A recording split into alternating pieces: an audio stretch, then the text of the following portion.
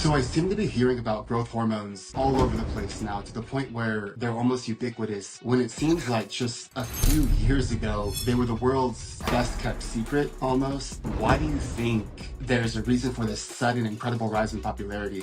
Growth hormone is the actual third agent that we talked about that will help in your arsenal of tools to promote healing and recovery. But then it also has an impact positively on the immune system. It also plays a role in cognitive prowess and cognitive function too as well. Skin elasticity, skin tightening.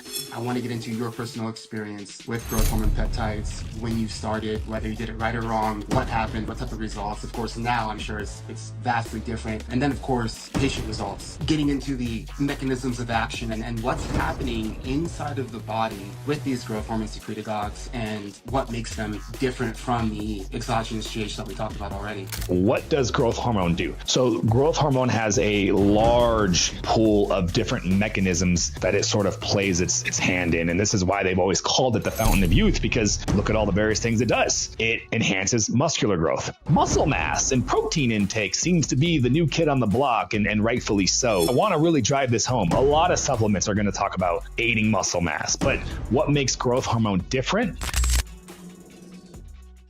So I seem to be hearing about growth hormones all over the place now, to the point where they're almost ubiquitous, when it seems like just a few years ago they were the world's best kept secret almost. Why do you think there's a reason for this sudden incredible rise in popularity? Yeah, I think there's many pieces to this. Number one, just peptide therapy as a whole. While that's been around for a while, just like growth hormone peptides, growth hormone peptides were one of the first peptides.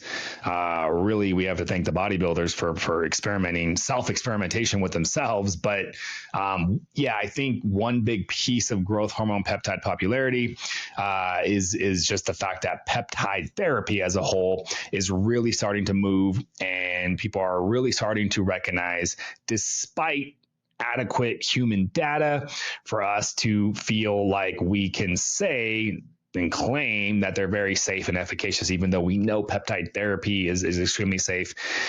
There's an overwhelming amount of anecdotal data. Probably at this point, millions of people use peptides, and they're freaking amazing. The side effect, I have yet to see anybody report any sort of issues.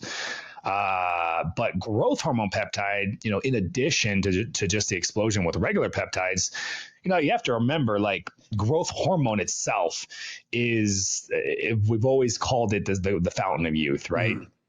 And despite the complications, despite the issues, growth hormone's amazing. And we're going to get